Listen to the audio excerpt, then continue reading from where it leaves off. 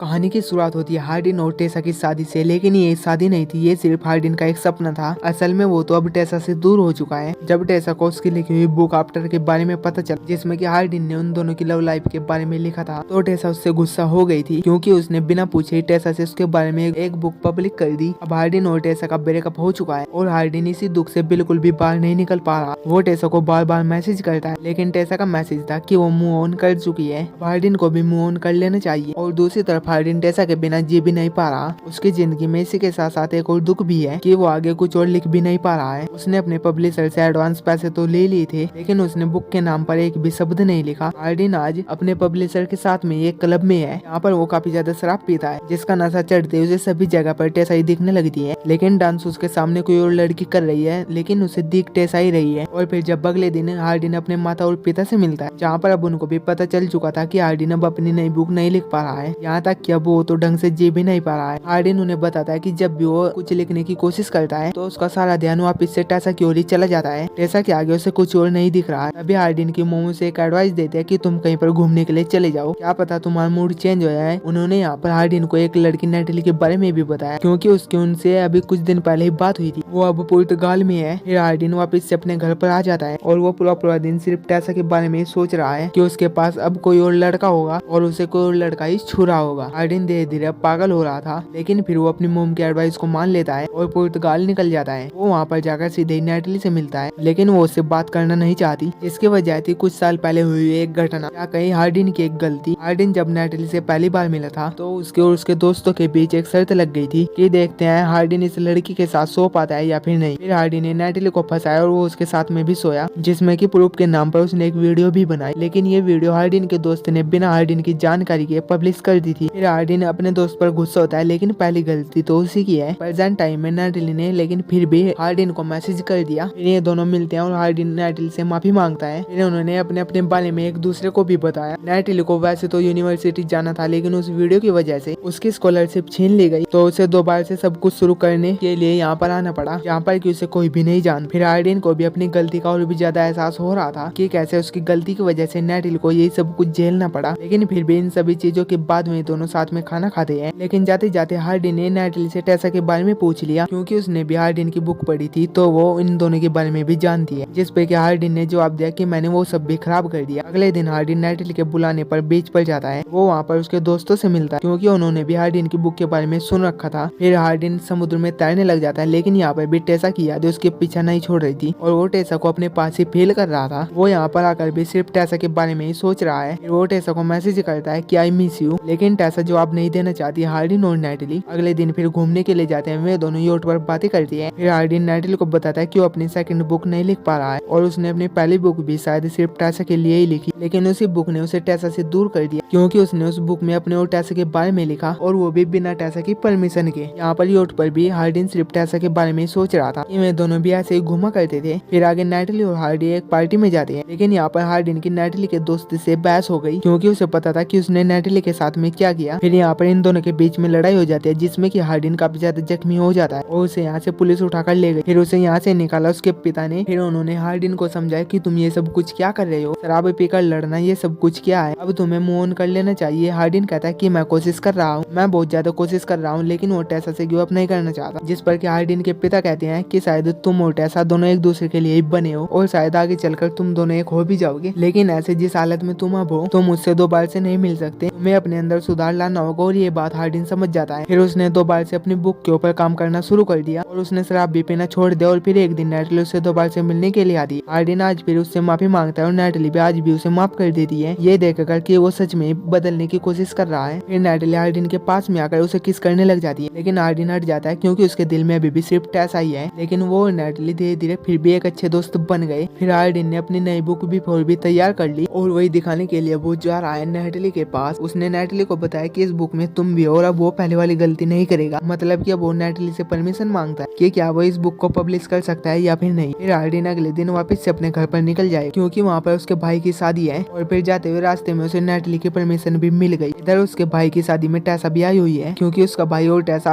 आपस में एक अच्छे दोस्त थे। हार्डिन और टेसा को एक दूसरे को देखे हुए पूरे 25 महीने हो चुके हैं। वे दोनों एक दूसरे से मिलने के लिए काफी ज्यादा नर्वस है। हार्डिन और टेसा मिलते हैं और हार्डिन के भाई की शादी होती है। यहाँ पर इन सभी के बीच हार्डिन को ऐसा लग रहा था कि ये लड़का टेसा का नया बॉयफ्रेंड है, लेकिन उसकी गलतफहमी बहुत ही जल्द दूर हो गई जब उसे पता चला कि वे दोनों सिर्फ एक अच्छे दोस्त हैं। उस लड़के की तो बल्कि कहीं और ही शादी होने वाली थी। हार्डिन का रास्ता बिल्कुल साफ है। उसने एक छोटे बच्चे को रिश्वत दी और टेसा को डांस फ्लोर पर बुलाया और फिर खुद आगे जाकर उसके साथ डांस करता है। फिर हार्डिन टेसा से माफी मांगता है कि उसने कभी भी ऐसा सोचा नहीं था कि उनकी लाइफ को बुक के रूप में शेयर करने से टेसा को प्रॉब्लम होगी। वो माफी मांगता है टेसा की परमिशन न लेने की वजह से, लेकिन टेसा तो पहले हार्डिन को माफ कर चुकी है। इसके बाद हार्डिन ने अपने भाई की शादी में स्पीच दी। यहाँ पर उसके वर्ड सीधा सीधा ही टेसा को इम्पैक्ट कर रहे थे, जो कि वहाँ से उठकर चली गई। फिर हार्डिन भी उसके पीछे जाता है और वे दोनों एक दूसरे से प्यार करते थे और वे दोनों एक दूसरे के बिना भी नहीं रह पा रहे। यहाँ पर उन दोनों ने एक दूसरे को एक्सेप्ट किया। फिर टेसा ने भी हार्डिन से माफी मांगी एकदम से ही दूर जाने के लिए। फिर ये दोनों अपने अपनी गलतियां मानकर एक दूसरे के साथ रहने लगे। फिर हार्डिन ने भी साफ कह दिया कि मैं तुम्हारे बिना इस धरती पर एक मिनट भी नहीं रह सकता। वो टेसा को यहीं पर इसी वक्त ही शादी के लिए प्रपोज करता है। फिर कुछ टाइम बाद उन दोनों की शादी हो जाती है और उन्हें एक बच्ची हो जाती है। फिर टेसा और हार्डी की स्टोरी को मिली एक हैप्पी एंडिंग। दोस्तों, अगर आपने इससे पहले के 4 पार्ट नहीं देखे और अगर आप चाहते हैं कि आप इस एक्सप्लेनेशन को पूरे ध्यान से समझे, तो आप मेरे चैनल पर ही जाकर इसके बाकी के पार्ट्स भी देख सकते हैं, जो कि मैंने पहले एक्सप्लेन कर दिए हैं। तो मैं मिलता हूँ आपसे किसी नई वीडियो में, तब तक के लिए टेक केयर, बाय बाय।